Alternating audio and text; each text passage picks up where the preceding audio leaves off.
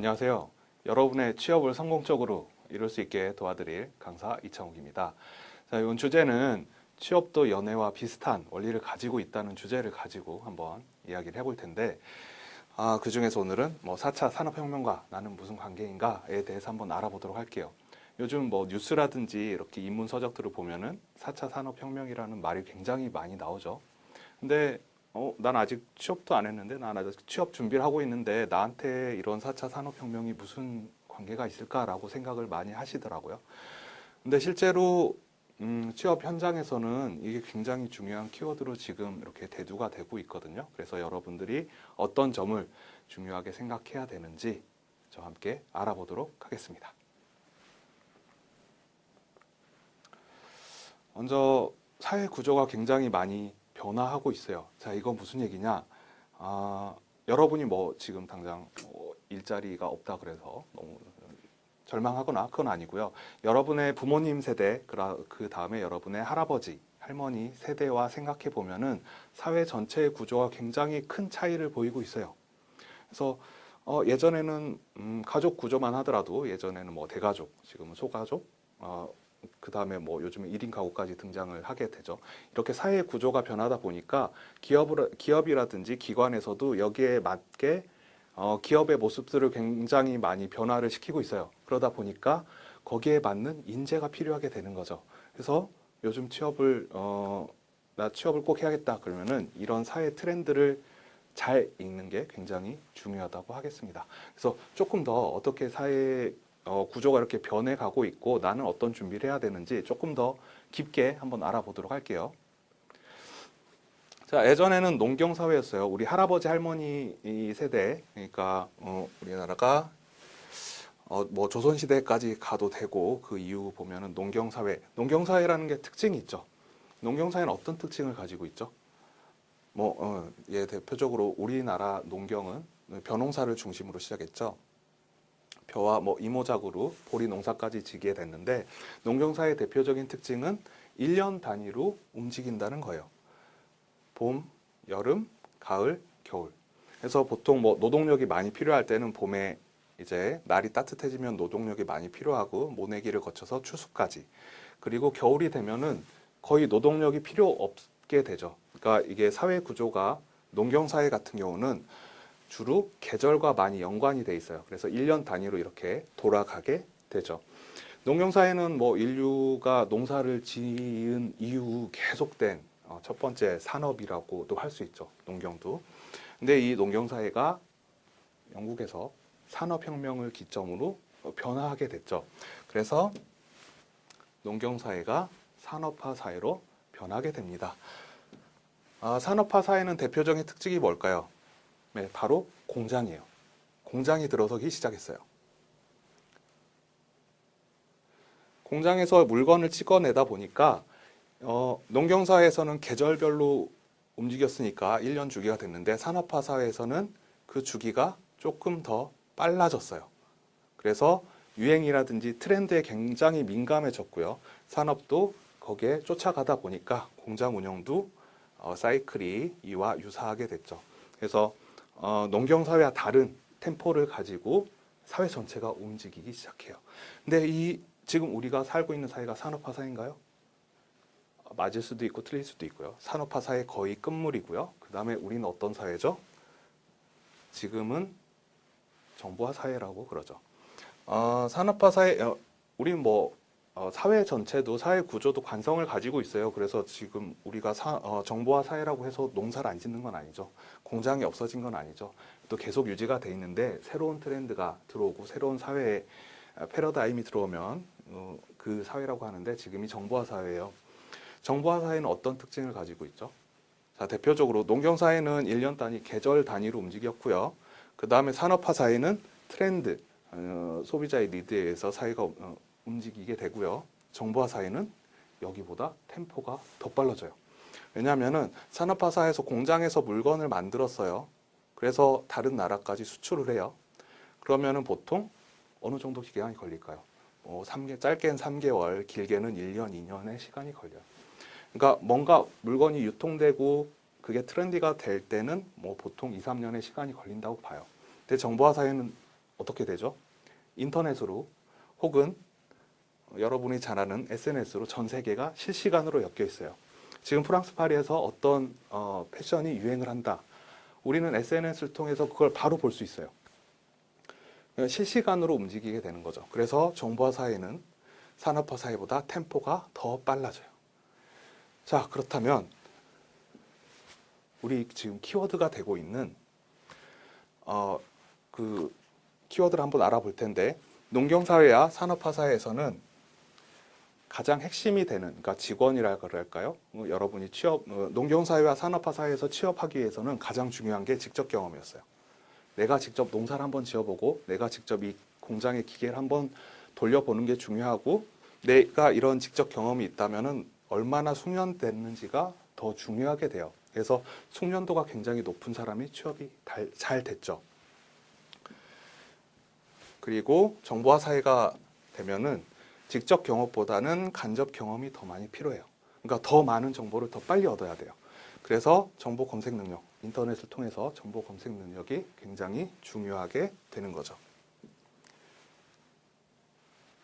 그래서 예전에 농경사회 같은 경우는 평생 직장이라는 개념이 있었어요. 왜냐하면 농사를 뭐 1, 2개월 짓고 그만두는 게 아니잖아요. 농사 같은 경우는 거의 평생의 가업으로 있는 경우도 많이 있고, 산업화 사회 역시 공장 자체에서 일하는 게 평생 직장인 경우도 있어요. 그래서 정규직이란 개념이 굉장히 많이 통했죠. 근데 정보화 사회가 됐어요. 정보화 사회에서는 정말 빠른 템포에 사회가 움직이게 되고, 기업의 수명도 기업이 유지하고 있는 가치도 굉장히 빨리빨리 변화가 되거든요. 그래서 직장도 선택적으로 직장을 구직하게 되고, 그 다음에 직장에서도 평생 일하는 사람보다, 그러니까 숙련도를 가지고 평생 일하는 사람보다 빨리빨리 이 트렌드가 유행하면은 그 사람을 잠깐 쓰고, 또 다른 트렌드가 오면은 또 다른 사람을 잠깐 쓰고, 기업은 이런 요구사항을 요구하게 되죠. 그리고 이제 4차 산업혁명의 시대가 왔는데, 어떤 요구사항을 우리는 충족해야 취업에 성공할 수 있을까요? 조금 더 구체적으로 알아보도록 하겠습니다. 자, 먼저 굉장히 다양한 직업군이 등장했어요. 한 2, 3년 전에 2010년 기준으로 우리나라에는 10,000개의 직업군이 생겼대요. 10,000개랑 굉장히 많은 거죠. 그리고 평생 직장의 개념이 없어졌어요. 그러니까 4차 산업혁명 사회에서는 이제 평생 직장이라는 생각을 하시면 안 돼요. 사회도 굉장히 빠르게 변하고, 그 다음에 우리 인간의 수명도 굉장히 많이 늘어났어요.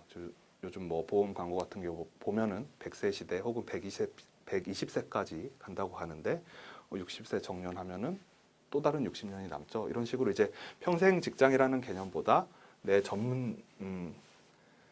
직장이라는 개념보다 직업이라는 개념이 더 중요하게 됐죠. 네, 그리고 입사 지원 자격들도 굉장히 많이 변했어요. 예전에는 어떤 분야에 능숙한 사람을 뽑았는데, 지금은 더 다양한 트렌드를 원하게 됐죠. 이거는 고도성장, 4차 산업혁명의 또 다른 특징은 고도성장보다 저성장을 기반으로 하는 거예요. 예전 산업혁명 같은 경우는 경제가 이렇게 성장했다면, 지금 4차 산업혁명의 기저에는 거의 성장을 안 하거나 저성장 혹은 오히려 마이너스 성장이 그 배경이 돼 있어요. 그래서 무분별하게 사람을 막 뽑아서 정규직으로 할 수가 없어요. 기업 입장에서. 이런 점도 알아두시고요. 그래서 기업이 투자도 많이 감소를 하고 실업도 증가하고, 뭐 그러다 보니까 저출산과 인구 감소가 계속 연달아 일어나는 이런 현상들이 하게 되는 거죠. 근데 이런 상황에서 이제 경쟁이 치열하다 보니까 많은 조건들을 요구하게 돼요. 그러니까 뭐 예전 같은 경우는 학력만 보고도 취업이 됐죠. 어느 굉장히 좋은 대학을 나오면 취업이 됐다든지, 뭐 공장이나 어디서는 특별한 성별, 남성 혹은 여성만 취업이 됐다든지, 연령 제한도 있었죠. 얼마 전까지. 근데 더 많은 요구사항을 요구하게 됐어요. 이제 뭐 토익뿐만 아니라 영어 성적뿐만 아니라 더 다양한 경험, 더 다양한 검색 능력, 이런 것까지 요구하게 되죠. 우리는 그 요구사항을 또 다 충족해야 될 경우도 있어요. 그리고 이제 취업 현장에서 기업 입장에서는 굉장히 좋은 사람을 뽑고 싶은데, 반면에 이제 입사 지원자들 입장에서는 내가 좋은 사람이라는 걸 어필하고 싶어 해요. 그러다 보니까 이렇게 서로 오해를 사는 경우도 있어요. 그러니까 기업은 입사 지원자들은 다 거짓말만 해 이런 생각을 하기도 하고, 입사 지원자는 기업들은 자꾸 거짓말을 해서 나를 취업시키려고 해 이런 오해도 사기도 하죠. 그래서 취업 현장이 지금 이렇게 급변하고 있어요. 그러니까 사회적 전반적으로 빠르게 변하고 있고 취업 현장도 굉장히 빠르게 변하고 있다는 거 알아두시고, 이걸 기반으로 우리 더 깊게 취업에 대해서 공부를 해야겠습니다.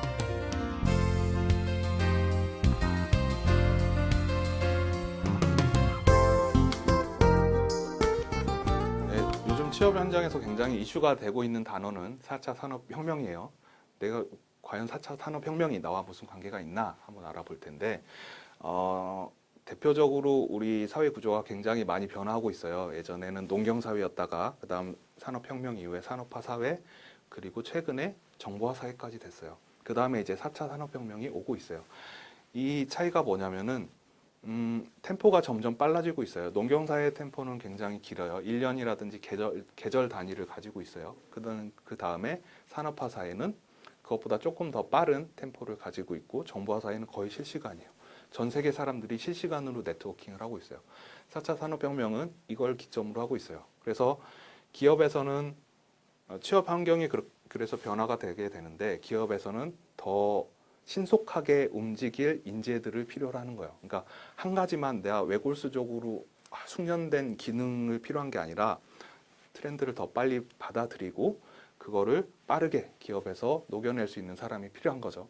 그래서 입사 지원자들의 경쟁이 조금 더 치열해지고 있어요. 예전에는 뭐 학력만 좋으면 되는데 지금은 그뿐만 아니라 학력이라든지 기타 뭐 영어 능력, 그 다음에 소통 능력, 아니면 SNS를 다루는 능력까지도 보고 있어요. 그래서 굉장히 경쟁이 치열하고 있고, 부모님들이 봤을 때는 우리 애들이 왜 취업을 못하나 그러는데 실제로 굉장히 어렵게 환경이 변하고 있죠. 그래서 그리고 또 입사 지원자들은 자기를 조금 더 좋은 사람이라고 포장을 하고 싶어 하기도 하고, 반대로 기업 입장에서는 우리 회사가 조금 더 좋은 회사니까 우리 이렇게 일단 들어와라 이런 식으로 서로 약간의 속이는 점도 있어요. 이런 거를 이제 전반적으로 다 고려를 하시고 여러분이 취업을 준비하면은 조금 더 수월하게 그리고 마음 편하게 준비하실 수 있을 겁니다. 감사합니다.